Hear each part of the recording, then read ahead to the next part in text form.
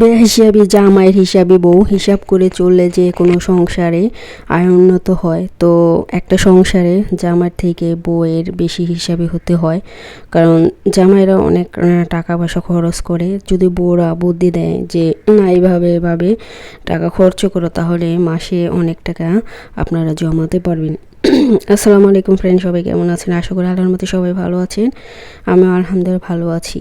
তো মেয়েরা ঘরে বসে কিভাবে নিজের ইনকাম থেকে, জামাইয়ের ইনকাম থেকে টাকা জমাতে পারবেন, আজকে সেগুলো আলোচনা করব, আর কিছু রান্না দেখাবো আপনাদের।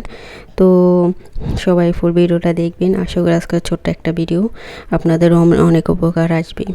তো অনেক মেয়েরা আছে যে ঘরে শুধু ঘরে রান্না বান্না করে ঘরে সংসার চালায়, বাচ্চা কাচ্চা চালায়। তো এর মধ্যেও জামাইয়ের যদি একটু ভালো ইনকাম থাকে, কিন্তু অনেক আছে জামাই বেশি টাকা ইনকাম করে কিন্তু অনেক টাকা খরচ করে, কিন্তু অনেক আছে বউ বেশি টাকা খরচ করে। তো এভাবে যদি জামাই টাকা থেকে বউ কিছু টাকা খরচ কম করে, তাহলে আপনারা কিন্তু মানে গোপনে জামাইকে না বলে গোপনে অনেক টাকা জমাতে পারবেন। যখনই পরিবারে যারই বিপদ আপদ হোক না কেন, আপনারা সেই টাকাটা তাদের দিতে পারবেন। তো সংসার থেকে 10 টাকা, 20 টাকা, 30 টাকা এভাবে আপনারা মাসে বা প্রতিদিনই, অনেক আছে হাত খরচ দেয় বউরে, যে তো ধরেন প্রতিদিন যদি 200-300 টাকা হাত খরচ দেয়, সেখান থেকে 100 টাকা ইচ্ছা করি সে জমাতে পারে। তো এইভাবে আমিও কিছু টাকা জমাই আর কি, সেটা বলবো না কত টাকা জমাই। তো যাই হোক, সবাই ফুল ভিডিওটা দেখেন। যারা যারা আমার ভিডিওতে সুন্দর কমেন্ট করেন তাদেরকে অসংখ্য ধন্যবাদ। যারা এখনও সাবস্ক্রাইব করেনি, প্লিজ ভিডিওটা দেখে ভালো লাগলে অবশ্যই সাবস্ক্রাইব করে দিবেন। তো এখানে আমি মিষ্টি কুমড়া নিয়েছি। মিষ্টি কুমড়ায় আমি ভর্তা করব সিল্কা সহ ভর্তা করলে খুবই সিল্কারও ভালো লাগে। তো খোসা সহ আমি এটা ভর্তা করব, সিদ্ধ করে অনেক মজা করে ভর্তা করব। তো এভাবে যদি আপনি মিষ্টি কুমড়ার ছিলকা ভর্তা করেন, তাহলে তো অনেকে আছে মনে করেন এই যে তরকারি যে জামাইরা আনে, অনেক সময় অনেক বেশি আনে, অনেক সময় আছে সেগুলো মানে অনেক বেশি আনে। সেগুলো আপনি যদি তাদেরকে একটা খাতায় লিখে দেন যে কতটুকু পরিমাণ আনবে, তখন ঠিক ততটুকু পরিমাণই আনবে। তো ওইভাবে আপনি টাকাটা জমাতে পারবেন। তো এই যে দেখুন, এখন আমি এটা সিদ্ধ করে নেব। এখন পেঁয়াজ, কাঁচা মরিচ, রসুন দিয়ে সিদ্ধ করে পরে ব্লেন্ডার করব আমি। তো এইভাবে যদি আপনি মিষ্টি কুমড়া ভর্তা করেন, খেতে অনেক মজা হয়। তো আমি ব্লেন্ডার করে নিয়েছি অফ ক্যামেরায়। তারপরে এখন বাগার দিতেছি, একটা শুকনো মরিচে ফোড়ন দিয়েছি, তারপর কিছু পেঁয়াজ কুচি দিয়েছি।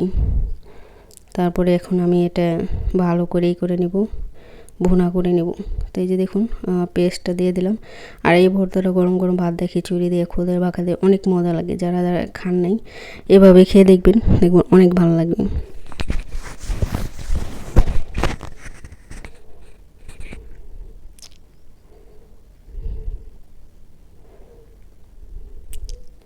তো এই যে দেখুন, আমি এখন মিষ্টি কুমড়ার ভালো করে তেলের সাথে ভালো করে ভেজে নেব। আর এটা আপনি 2-3 দিন রেখে খেতে পারবেন, নষ্ট হবে না। আর যদি এমনি হাতে মেখেন, তাহলে ওটা নষ্ট হয়ে যাবে।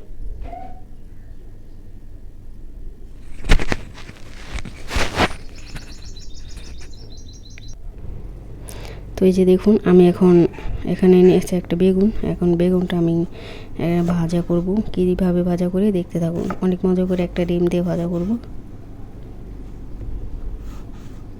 এখন গোল গোল করে এভাবে কেটে নিতেছি আমি।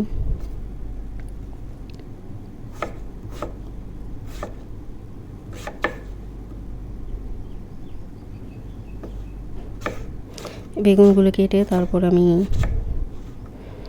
একটা পানিতে ভিজিয়ে রাখবো। আর বেগুনে একটা কষ থাকে, যদি কালো একটা দেখবেন ভিজে কালো, পানিটা কালো হয়ে যায়। তো এভাবে ভিজিয়ে বেগুনের কষটা বের করে নেবেন, তাহলে দেখবেন এটা খেতে ভালো লাগবে।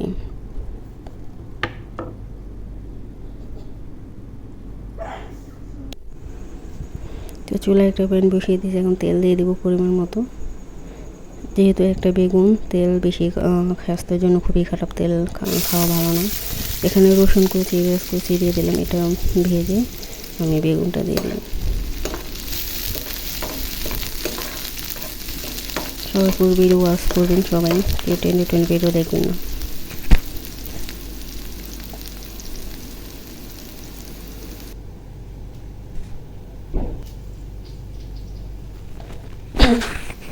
তো এই যে দেখুন আমি বেগুনটা দিয়ে দিলাম, এখন পেঁয়াজটা ভাজা হয়ে গেছে।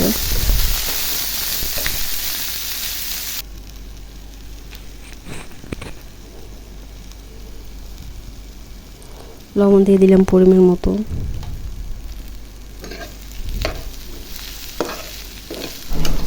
কিছু কিছু মেয়ে আছে দেখবেন ঘরে বেশি বুদ্ধি খাটিয়ে অনেক টাকা ইনকাম করে, অনেক রকমের কাজ করে তারা টাকা ইনকাম করে। তো অনেক দিন আলোচনা করব কীভাবে আপনারা টাকা ইনকাম করবেন।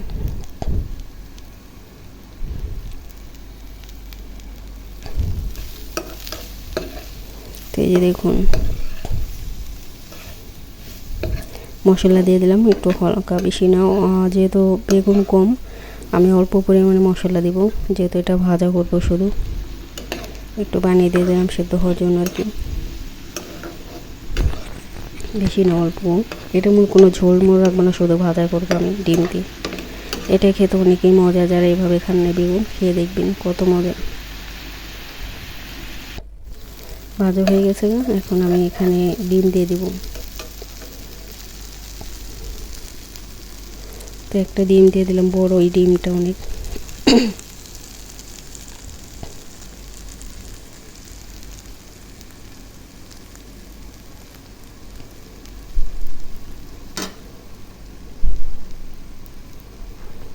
এখন ঢেকে দিলাম একটু, তারপরে এই যে দেখুন ডিমটা সিদ্ধ হয়ে গেছে।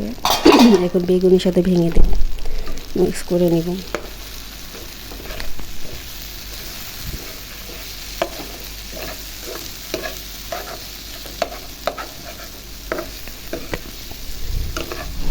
তো এই যে দেখুন বেগুনের সাথে মিক্স করে নিয়েছি।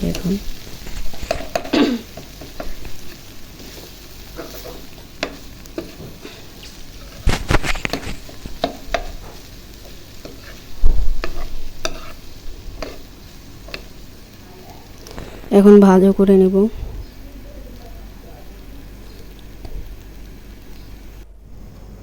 তো আমার ভাজা হয়ে গেছে, এখন নামিয়ে ফেলবো। দেখুন অনেক মজা হয়েছে, এটা খেতে ভীষণ মজা। রুটি দিয়ে খেতে পারেন, ভাত দিয়েও খেতে পারবেন।